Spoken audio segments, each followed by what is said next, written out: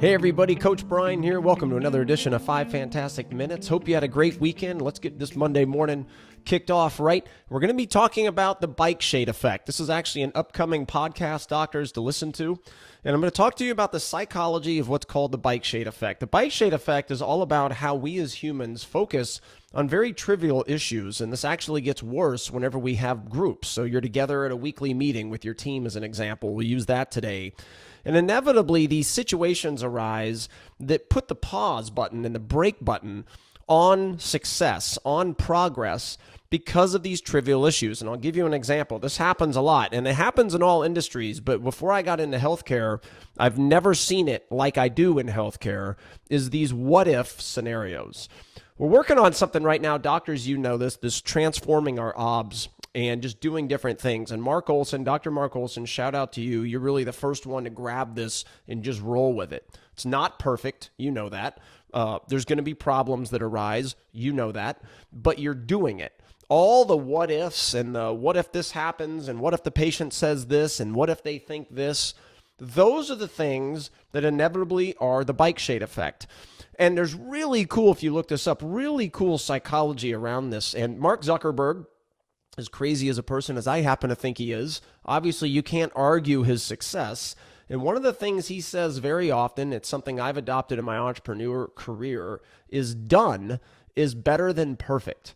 All right? And what that simply means is anything you do is better than an idea that just sits on the shelf and you saying, well, you know, it's just not the right time. Or what if patient Jones says, Mrs. Jones says this?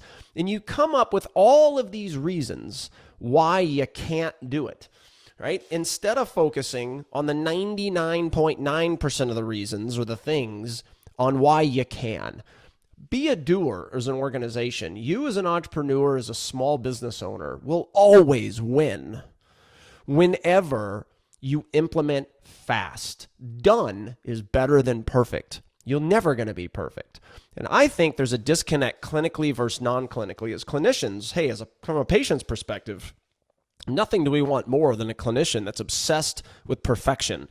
Maybe you're going to use a new type of clear aligner, a new type of braces. We don't want you to just grab it and go, right?